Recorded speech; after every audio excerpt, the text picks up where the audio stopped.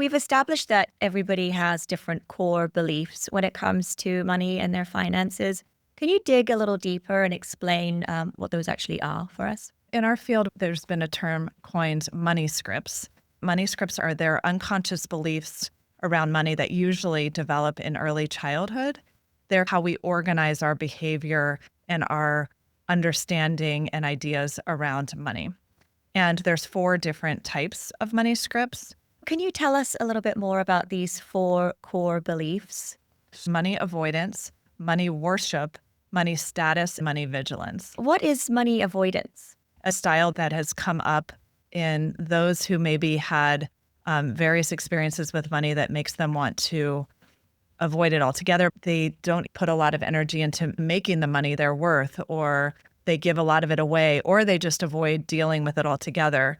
And that usually is a money script of money is bad or dangerous or will harm relationships or make me a bad person if I have too much money. And there's some shame and fear associated with money. So those individuals might avoid it if they have those kind of avoidance money scripts. Money worship.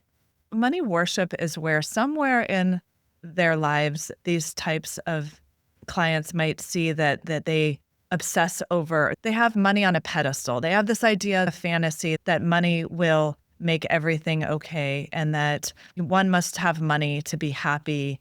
And I'll do anything to have money. And you might even see money will solve all of my problems, even though it's a lot about having a lot of money. It sometimes can come from scarcity, a sense of ego, or a need for control. Money status. That's where people really associate the amount of money they have with their status in society, like socioeconomic status, or just among their peers, or in their particular company or job. They might feel like if I'm making the most money, I have more status, or if I have the most amount of money in my bank account compared to others, then I feel elevated above others. They put a lot of status in that. And that might mean that they don't feel good because they don't have as much money as the next person. They feel really inadequate.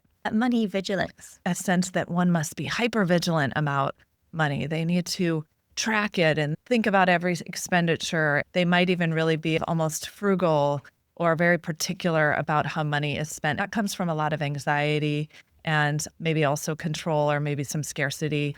It can also come up in relationships in that they try to kind of control the spending of the other person because they're terrified that spending too much or how it's spent will not be in alignment with what they feel comfortable with.